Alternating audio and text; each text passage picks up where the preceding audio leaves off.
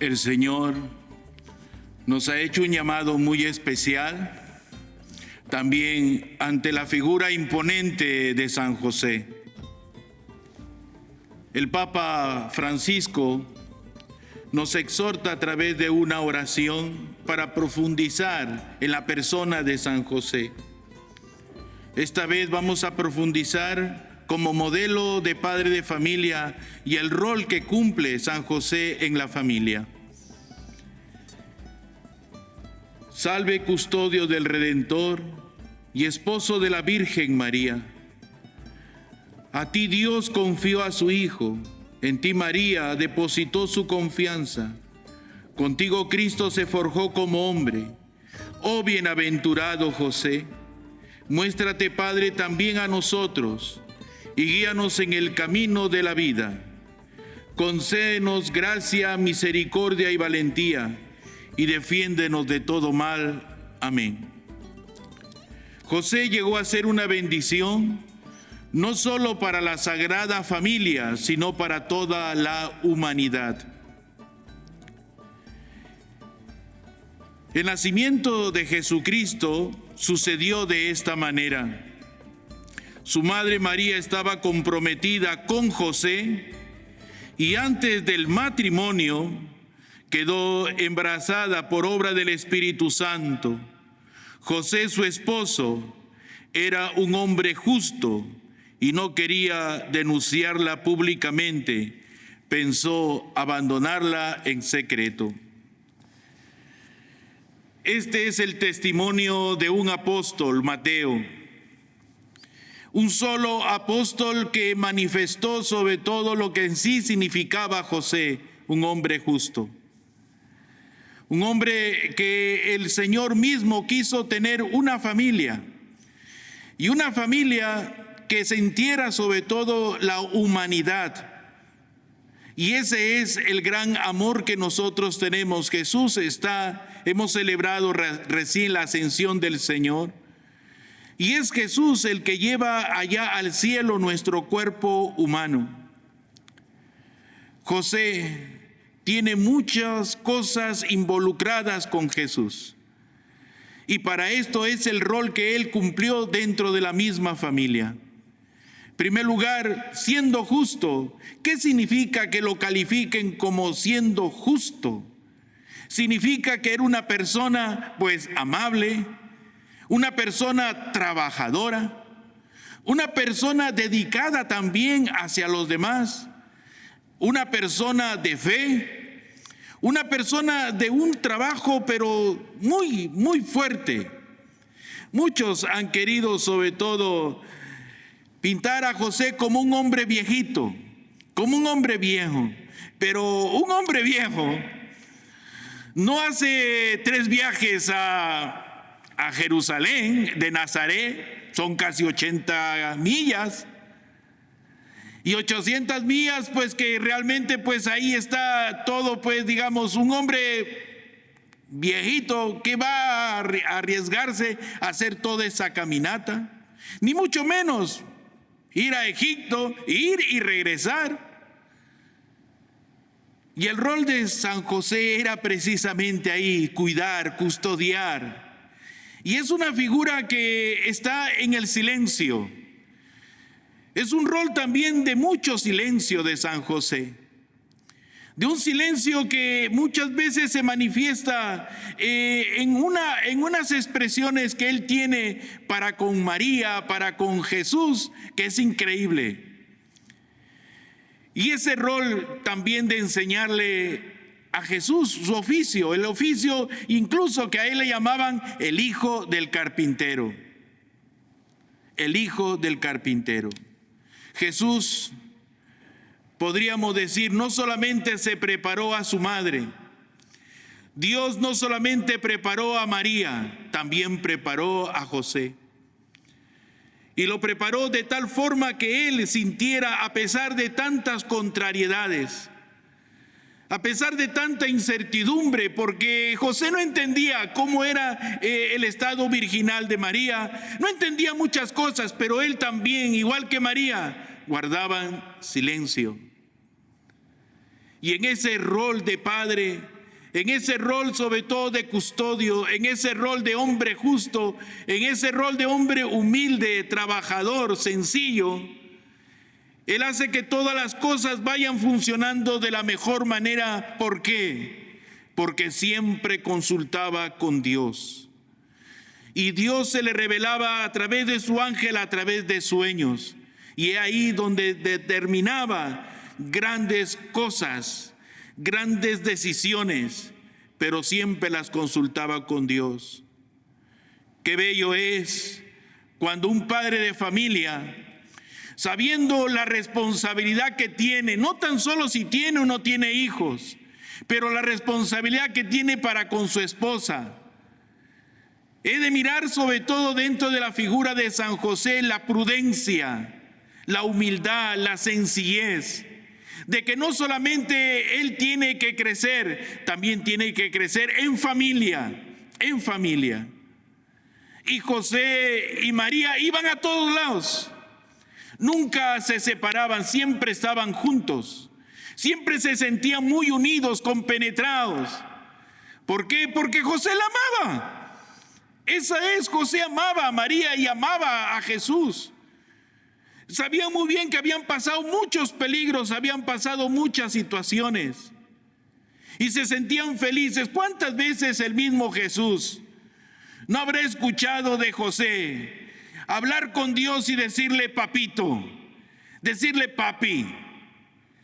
¿Cuántas cosas no ha aprendido Jesús, incluso en cuanto a la pesca, en cuanto a muchas cosas? Porque el ser carpintero no únicamente significaba dedicarse a la carpintería, era herrero, era incluso pues arreglaba carretas, arreglaba un montón de cosas, incluso hasta pescador, y sabían muchísimas cosas.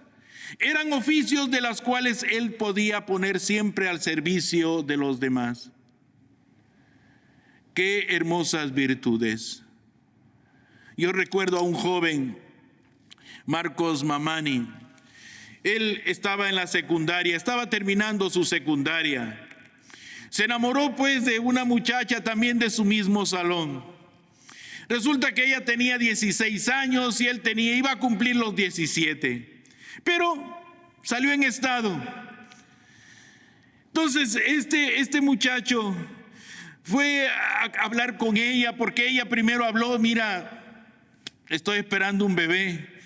Este muchacho no fue como otros, fue algo extraordinario. Dice, no, pero esto tenemos que tenerlo, es tuyo y mío. Pero ¿quiénes tenían que enfrentarse a la familia?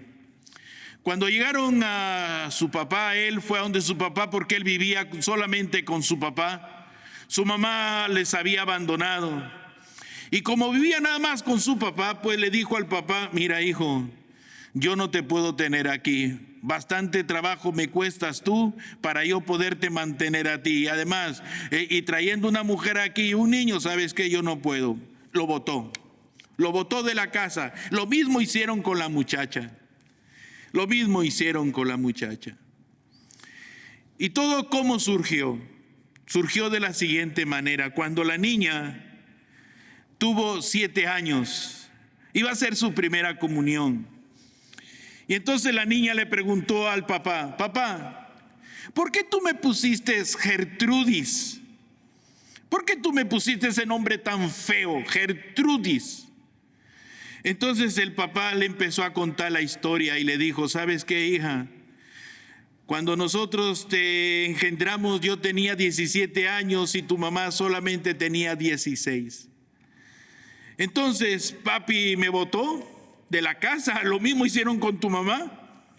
Y la verdad que yo me miraba con ella y ella me miraba a mí, nosotros no sabíamos a dónde ir. ¿Tú te acuerdas? Quizás tú te acuerdas de una viejecita que había casi al final del pueblo, que tenía una vaquita y que tiene un pequeñísimo terreno. Sabes, ni nuestros propios familiares nos dieron a dónde pasar la noche más que esa viejita. ¿Y sabe lo que nos dijo? Aquí hay una vaquita, aquí tienes un terrenito, aquí tienes, mira, yo ya estoy viejita, yo ya no lo puedo trabajar. Y ¿sabes qué? Cuando tú naciste, yo le hice la promesa a la Virgen. Le dije, tú te vas a llamar igual que la persona que nos ayudó. Tú te llamarás Gertrudis. Y la niña le dijo así: papi, ahora me gusta el nombre de Gertrudis. Me gusta el nombre de Gertrudis. Porque sabía muy bien, José quizás también se encontró en esa angustia, en ese estado sobre todo de la cual la ley le pedía a él repudiar, porque estaba en estado María. Y le pedía, en esa angustia de San José se sentía él que el mundo pues se le hundía. ¿Y ahora qué voy a hacer? Yo amo a María, María me ama a mí, nos amamos, nos queremos, nos vamos a casar, y esto, y la ley.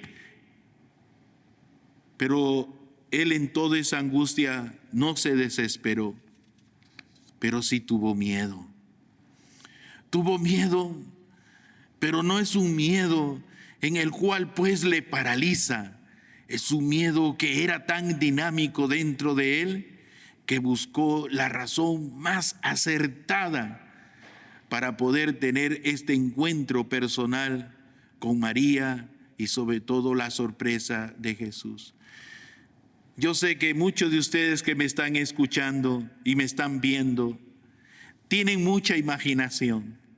Imagínense el momento en que el mismo José tenía ahí a Jesús en sus propias manos, tenía a Dios en sus manos, y quizás hasta lo meció y le dio un beso. María también hubiera hecho lo mismo ahí teniéndolo. Él se sentía protegido. Él se sentía en esa humildad de ese hombre, en esa humildad de esa sencillez, en todas sus dudas, en todo lo que él podía pasar y suceder, como diciéndole: ¿sabes qué? Tú eres un niño, tú eres una criatura, yo te voy a defender, yo te voy a cuidar a ti y a tu mamá. Voy a trabajar para ti, tengo muchos sueños, tengo muchas ilusiones. Sueños que José probablemente eran unos sueños locos, pero unos sueños que en realidad él se sentía, dice: yo aquí, ¿qué tengo que hacer? Pues ya sé lo que tengo que hacer. Tengo mi gran aliado que es Dios. ¿Cuántos padres de familia podrían aprender de San José este rol tan importante de siempre pensar en sus hijos, de pensar en su esposa, de pensar en su familia, de valorar lo que ha conseguido con tanto esfuerzo? Porque es verdad. Fíjense ustedes cómo María Santísima se fijó en José y cómo José se fijó en María. Porque según la ley, tengan siempre presente, no iban a buscarle a María un esposo viejito, ¿verdad? Un esposo viejito. Tenía que ser un esposo pues joven, buen mozo, quién sabe. Pero para los ojos de María era su esposo. Era su esposo. Saben, hay una tradición en algunas partes del mundo, sobre todo, no en todas partes, el 13 de enero. El 13 de enero celebran en algunos países del mundo el matrimonio de José y de María. En algunos países, no en todos los países. Lógico que la liturgia no contempla el matrimonio de José y de María, no lo tiene dentro de la liturgia, pero ellos se casaron. Porque ante la ley ellos tenían que ser un matrimonio legítimo, porque estaba así, y ya también estaba todo esto. Allá una joven virgen va a quedar en estado lógico, y la ley era que ellos tenían que casarse, y se casaron. La verdad que cómo habrá sido ese matrimonio, y cómo sobre todo José también dentro de su propio corazón, porque ya el ángel le había hablado: no tengas miedo de tomar a María como esposa. Y ese rol importante de la protección, y dentro de su propia humildad se juntan todas estas virtudes, y José se siente feliz. Yo soy el marido más feliz del mundo, dirá. Yo soy el marido más feliz, soy papá de Dios. Soy papá de Dios. Y Jesús tuvo que aprender esa humanidad. Y a lo largo de 30 años, fíjense ustedes, a lo largo de 30 años, en que los mismos evangelios, y fue creciendo, en sabiduría y en inteligencia. ¿Pero al lado de quién? De José y de María. De José y de María. En nuestros pueblos, sobre todo en nuestros pueblos latinos, si el papá es panadero, de alguna manera los hijos van a aprender la panadería. El que no lo aprenda sabe muy bien de que se va a quedar ocioso y sin trabajo, pero aprende. Y si la panadería se llama los politos, pues los politos son los chiquititos también. Es decir, es un contagio. Y si el papá es mecánico, los hijos también, y así. Eso es lo que pasa. ¿Y sabe por qué? Porque ese es el rol del papá. Enseñar a pescar. Enseñar a pescar. ¿Cuántas cosas no le habrá enseñado José a Jesús? Hasta para vender una mesa, hasta para poder hacer una puerta. Y cuántas cosas no se habrá disfrutado el mismo Jesús al lado de José. Cuántas cosas dentro de esa misma familia no se habrán sentido que ahí había una gran felicidad, un gran amor, un gran cariño. Cuántas veces el padre de familia ha podido contemplar a sus hijos, ha mirado a sus hijos, la mamá ha contemplado a su hija y lo ha mirado, y sobre todo ahí cuando está en su camita, cuando está echadito ahí, le dice: ¿qué será de mi hijo? ¿Qué será de mi hija? Hay una frase que es muy popular y es bien latina, dice: de tal palo tal astilla, ¿no? Es verdad, en parte podemos tomarla como algo muy lapidario, pero también por otra parte tenemos que tomarlo como algo muy dinámico dentro de ser. ¿Cuántos niños no quieren ser como su papá? Yo quiero ser como mi papá, yo quiero ser como mi mamá. Se ilusionan. Jesús, cuando fueron al templo, ¿qué es lo que le dice María? Fíjense en esta expresión de María. Cuando Jesús se perdió en el templo, María dice lo siguiente a Jesús: tu padre y yo te hemos estado buscando. Tu padre y yo te hemos estado buscando. El mismo José era el padre prácticamente adoptivo, pero esa terminología adoptivo no existía. Pero cuando le dice tu padre y yo te hemos estado buscando, ¿qué título le está dando ya ahí? ¿Qué rol sobre todo le está dando ya al mismo José? De papá. El papá custodiaba, el papá amaba, el papá trabajaba, hacía que las personas dentro de su propia familia se sintieran felices. En el viaje que hicieron a Egipto, un lenguaje distinto, expresiones distintas, costumbres distintas. José tuvo que trabajar para poder alimentar, porque estuvieron mucho tiempo en Egipto. Y toda esa travesía, toda esa caminata, todos esos peligros, ¿por qué no les pasó nada a lo largo de toda esa travesía? ¿Se habrán enfermado? Quizás los evangelios podrían haber dicho algo, pero no se enfermaron, porque él sentía esa fuerza. Él sentía sobre todo también que su oración era importante para poder custodiar y valorar lo que significaba María. Mi familia, ¿qué papá ora por sus hijos? ¿Qué papá reza por sus hijos? ¿Qué papá le da la bendición a sus hijos? ¿Cuántas veces podría haber dicho: mira, ¿qué será de mi hijo? ¿Qué será de mi hija? ¿Cómo será cuando sea grande? ¿Sabe lo que va a hacer cuando sea grande? Lo que tú sembraste en su corazón, lo que tú sembraste en su alma, lo que tú sembraste, las costumbres que tuvieron dentro de casa, eso es lo que vas a cosechar. No vas a cosechar otra cosa. ¿Sabe por qué? Porque tú eres el sembrador de esa semilla, y cuanto más testimonio le des, entonces ese niño dirá: mira, si mi papá reza, ¿por qué yo no rezo? Si mi papá va a la iglesia, ¿por qué yo no voy a la iglesia? Si mi papá reza esto, hace lo otro, ¿por qué yo no lo voy a hacer? Algo tiene que ver aquí. Y qué hermoso es cuando lo aprende, sobre todo de sus propios padres.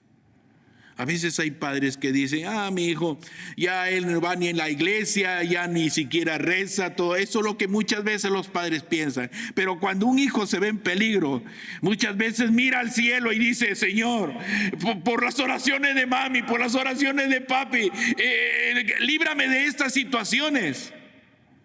Y a veces ellos mismos adoptan también esta virtud, que cuando les pasa algo, acuden o a su mamá o a su papá. Cuando les sucede algo, ¿por qué? Porque son los únicos, son las únicas que van a entender. ¿Cuántas cosas Jesús, humanamente hablando, no le habrá preguntado a María? ¿Cuántas cosas humanamente no habrá visto Jesús a María y al mismo José? ¿Cómo hacer una mesa, una puerta, algo? Como a María quizá la ha visto haciendo en harina pan, y él pone muchas parábolas y muchos ejemplos. Lo ha visto. ¿Por qué? Porque tenía ese calor familiar. ¿Quién sabe Jesús aprendería a cocinar? ¿Quién sabe Jesús aprendería pues ahí a cepillar, a serruchar, a pasar pues los cepillos para la madera, pulir una madera, conocer las maderas, etcétera? El Dios de la creación haciendo cosas para los demás. Y todo esto se refleja en la vida de Cristo, en su vida pública. José tiene una parte bien involucrada con Dios. Su llamado también fue virginal. Él fue un hombre justo. Él también, díganme ustedes, que me están viendo, díganme ustedes, siendo Dios, si se preparó una mamá, si se la preparó para ser virgen, si se preparó la mejor mujer, porque para Dios era lo mejor, la más pura, ¿cómo es que no se va a preparar a un hombre que empezará a custodiar y a cuidar de Dios? Pues lógico. Por lógica decimos, este es un hombre tan extraordinario que Dios también se lo escogió para poder soportar, para poder llevar a cabo la misión a la cual él tenía que cumplir. Pero en los evangelios, el silencio también de María, como el silencio de José, es sepulcral. Pero un silencio de nada más de una actuación, que podríamos decirlo así, porque muchas veces decimos, pero José solamente aparece nada más que muy esporádicamente y muy raramente en los principios, tanto en Lucas como en Mateo, nada más. Pero ¿y el resto de la vida pública? ¿A dónde está? Hay muchas especulaciones, que San José era un viejito, que San José se fue con la primera esposa que tuvo, etcétera. Vuelvo a repetir. Si Dios hubiera escogido un hombre así, nosotros no estuviéramos dando testimonio de lo que significó el hombre justo. El hombre justo. Ya los evangelios lo podrían haber dicho. Algunos libros apócrifos que son contrarios también a la doctrina dicen una serie de cosas. Aunque algunos probablemente conocemos por los libros apócrifos, tanto Joaquín y Ana, que son los padres de María, pero nada más que eso. Fíjense, el silencio de José es un silencio que la verdad es impresionante por la sencilla razón de que el pueblo no tenía que llegar a una confusión. El Padre Dios, al cual Jesús le llamaba papito, a cual Jesús le llamaba es mi Padre. Quien ve a mí al Padre, si tú me ves a mí, ves al Padre, y verlo nada más que en todo lo que yo hago también. La ley, los escritos y los profetas eran lo que confirmaban todo el accionar de Cristo para poder honrar sobre todo y ofrecerse a Dios Padre. Y no poder crear esta confusión sobre todo en lo que significaba. Lógico, no era un padre biológico, era el padre adoptivo, pero es su padre, es su padre. Cada uno de nosotros, ¿acaso no decimos también, padre no es o madre no es la que engendra, sino madre, padre es el que cría? El que cría, ese es el padre, esa es la madre, porque está educando. Y ese es el rol importante, la educación. Si nosotros educamos con el ejemplo, ese ejemplo va a arrastrar a aquel que lo está observando y viendo. ¿Cuántos de nosotros, sobre todo en el mundo latino, cuando llegaba la Navidad, sobre todo los que ya estamos un poquito ya entrados en edad, cuántas veces papi, mami, a las mamás se dedicaban a hacer muñequitas de trapo, ¿verdad? O los papás hacían carritos, no importa, ahí con las cajitas de los matches, de los fósforos, y eso era el mejor regalo. El mejor regalo. Esto me lo hizo papi, esto me lo hizo mami, esto. Y fíjense ustedes, el mismo Jesús siendo niño, quién sabe, cuando miraba su cunita ahí hecho de madera por José, diría: papi, ¿tú me hiciste esto?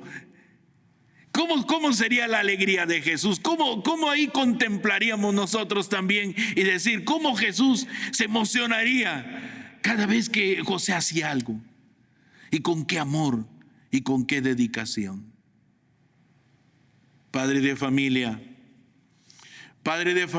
que me están escuchando, José es el aliado más fiel, humanamente hablando, más fiel en los momentos más difíciles que podamos pasar. ¿Quién no tiene problemas en su familia? ¿Quién no tiene dificultades en su familia? ¡Vaya San José! ¡Vaya San José! Vaya donde él, pídele. Fíjense, yo he traído mi San José aquí. Este San José a mí me acompaña desde cuando yo tenía 13 años. 13 añitos. 13 años. Y saben que este San José que ven aquí es de madera. Me lo regaló un sacerdote que yo hasta ahora amo mucho y lo valoro muchísimo. Me lo regaló. Me dice: ¿tú te llamas José? Sí, aquí tienes, mira, este es tu patrón. Y cuando yo tomé esta imagen, el día de mi ordenación sacerdotal, yo lo miraba y le decía: José, gracias por haberme dado. Yo no construyo casas, yo no hago mesas, yo no hago sillas, pero ¿sabes qué? Sí puedo hacer la Eucaristía, puedo traerte aquí, tú eres mi patrón. Gracias, San José. Cuando yo escuché del Papa que proclamaba este año de San José, qué alegría, qué emoción para mí, porque yo dije: es mi oportunidad de demostrarle cuánto yo lo amo y cuánto yo lo aprecio. Les digo que cuando a mí se me pierde una cosa o yo tengo un problema, yo hago siempre una petición como esta, porque aquí dice que salga bien la charla. Entonces yo hago así y lo pongo y le digo: si me sale mal, tú eres el culpable. Dios le está haciendo llamado a ustedes, a todos ustedes. Acuérdense, San José es un padre protector, un padre trabajador, un padre valiente, creativo, un padre que ama, un padre lleno de ternura, un padre de obediencia, un padre de acogida. Un padre de acogida. Acoge a Dios en tu corazón, porque eso ha hecho Jesús.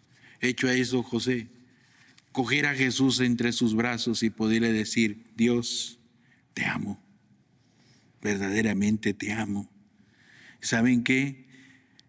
La gran alegría de José en estos momentos en el cielo, porque yo creo que José está en el cielo, igual que María. Yo creo que José también está ahí. Pero ¿saben qué? Yo digo que cuando José cogió a Dios en sus propias manos, él mismo se quedaría sorprendido y dice: eres Dios. ¿Saben qué? Tus hijos, tus hijas, si tú alguna vez los alzas, si tú alguna vez los cargas, dale un beso y conságralos a Dios, conságralos a San José. Voy a terminar con la oración de San José. Salve, custodio del Redentor y esposo de la Virgen María. A ti Dios confió a su Hijo.